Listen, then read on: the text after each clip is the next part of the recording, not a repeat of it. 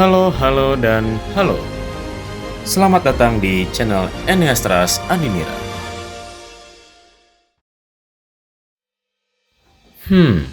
Pernahkah kalian berpikir bahwa asal-usul kehidupan itu dari mana? Dan apakah kalian pernah berpikir juga bagaimana semua makhluk yang hidup di dunia ini dapat terbentuk? Tentu, hal ini menjadi isu perbincangan bagi sebagian orang. Lantas, mengapa semua hal itu dapat terjadi? Dan apakah ada orang yang dapat menemukan jawabannya? Penasaran bukan? Pada kesempatan kali ini, kami akan menjelaskan suatu perihal mengenai kehidupan. Namun, yang akan kami bahas di sini ialah bagaimana makhluk hidup dapat berevolusi.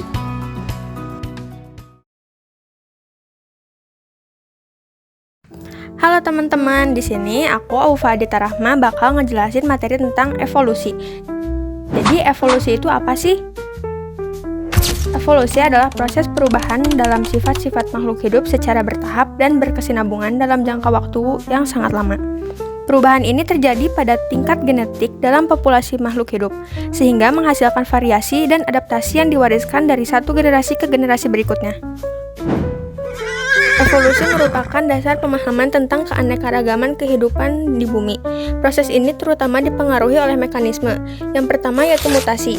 Mutasi adalah perubahan pada materi genetik atau DNA yang dapat menghasilkan variasi baru dalam populasi. Kedua ada seleksi alam, yaitu proses di mana individu memiliki sifat yang lebih adaptif terhadap lingkungannya, memiliki peluang lebih besar untuk bertahan hidup dan berkembang biak. Selanjutnya ada migrasi atau aliran gen, yaitu perpindahan gen antar populasi yang dapat memengaruhi frekuensi gen dalam populasi. Yang terakhir ada penyimpangan genetik. Penyimpangan genetik adalah perubahan acak dalam frekuensi gen yang terutama mempengaruhi populasi kecil. Evolusi telah dikaji secara mendalam oleh para ilmuwan, salah satunya oleh Charles Darwin, yang mempopulerkan teori seleksi alam dalam bukunya yang berjudul On the Origin of Species. Teori ini menjelaskan bagaimana spesies berubah dan beradaptasi seiring waktu untuk bertahan dalam lingkungannya. Jika tadi berbicara sekilas tentang mekanisme yang memengaruhi evolusi, sekarang akan dibahas lebih lanjut lagi mengenai hal tersebut. Apa sajakah itu? Mari kita bahas.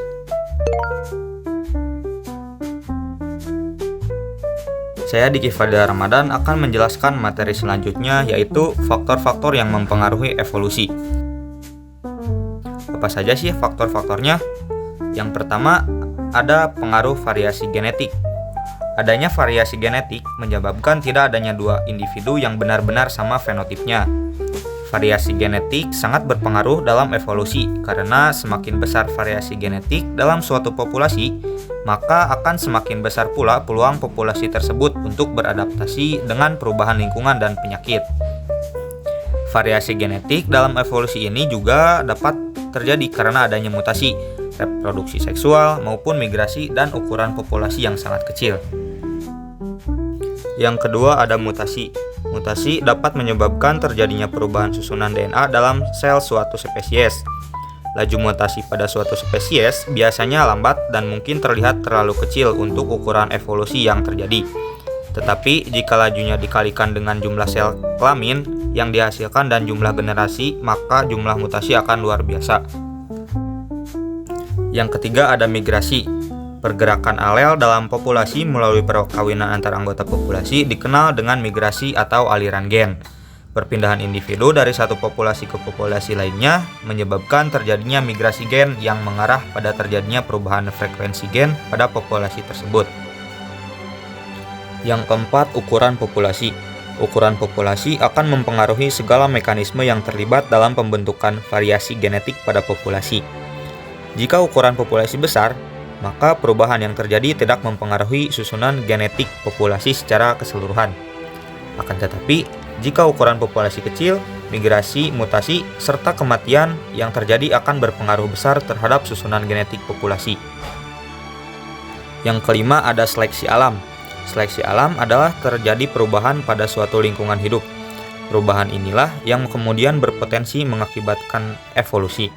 Sebab ketika menghadapi perubahan ini, organisme mungkin akan dapat menyesuaikan diri dengan lingkungan baru dan mempertahankan kelangsungan hidupnya. Kemungkinan lain, organisme tersebut tidak mampu menyesuaikan diri dengan lingkungannya yang baru dan kemudian akan mati atau pindah ke daerah lain yang tidak mengalami perubahan lingkungan. Nah, bagaimana? Apakah sudah mengerti mengenai faktor apa saja yang memengaruhi evolusi? Menarik bukan? Berbicara tentang faktor evolusi sudah kita ulas sebelumnya. Sekarang, kita akan membahas teori-teori evolusi. Apa sajakah itu? Mari kita bahas juga. Halo, saya Ririn. Di sini saya akan melanjutkan mengenai teori evolusi dari 3 tokoh penting, yaitu yang pertama ada Jean-Baptiste de Lamarck yang pada tahun 1744 sampai 1829. Evolusi terjadi saat suatu organisme menggunakan suatu organ tubuh secara terus-menerus yang menyebabkan perubahan atau yang sering disebut eugenesis yang digunakan atau tidak digunakan.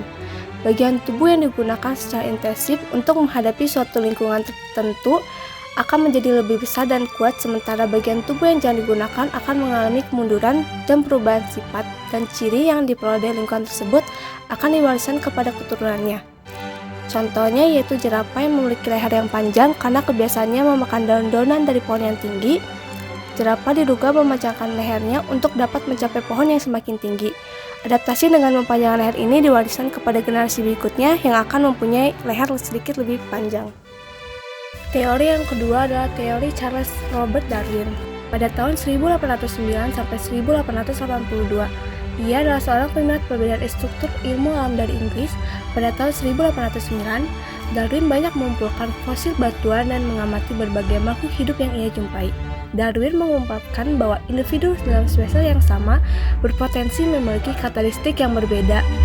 Misal, pada zaman dahulu, menurut Darwin, jerapah ada 2 jenis. Ada jerapah yang memiliki leher panjang dan ada juga jerapah yang memiliki leher pendek.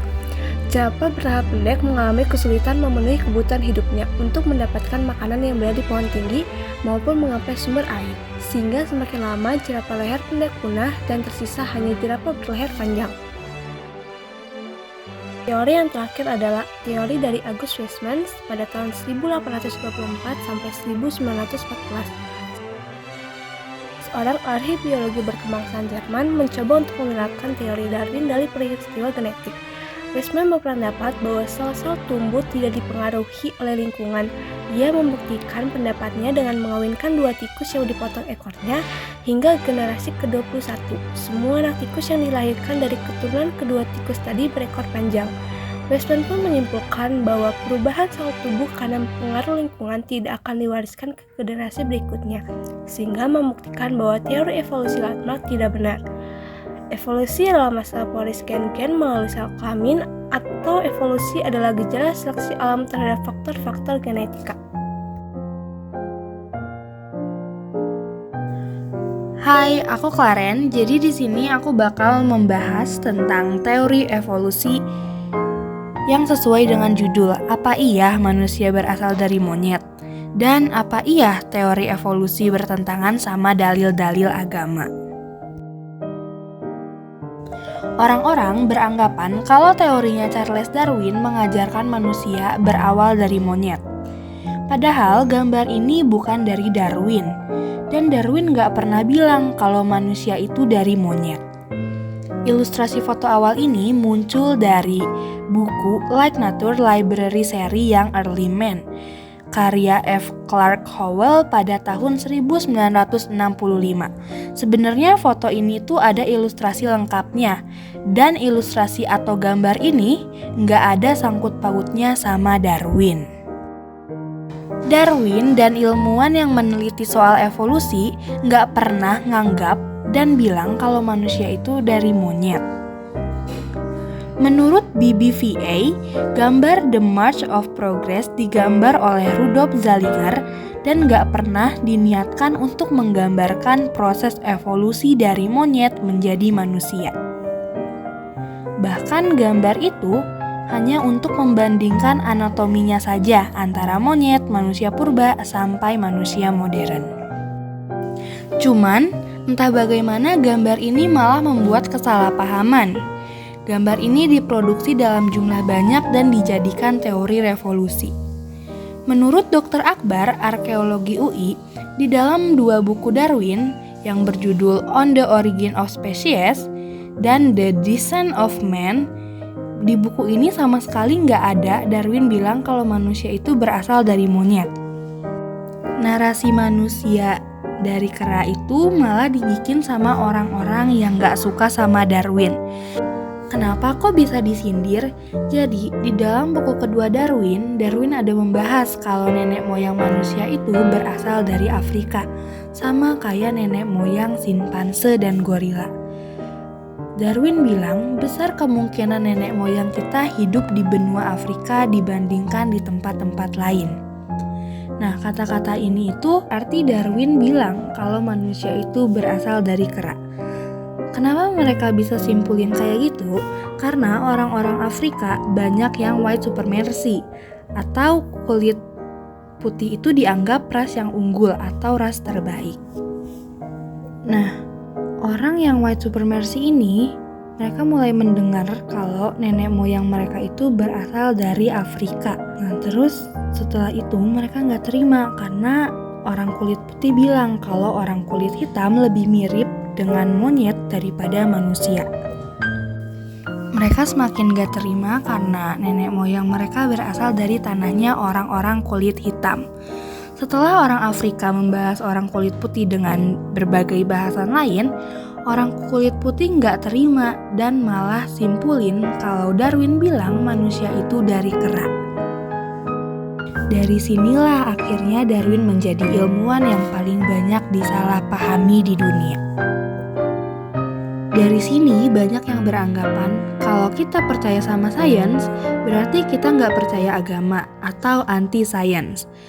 Dan di sini juga banyak yang mengelak karena mereka bilang agama dengan sains itu beriringan, bukan berseberangan. Halo, aku Jacinda Clara akan melanjutkan teori evolusi yang sebelumnya. Charles Darwin bukan orang pertama yang menjelaskan tentang teori evolusi.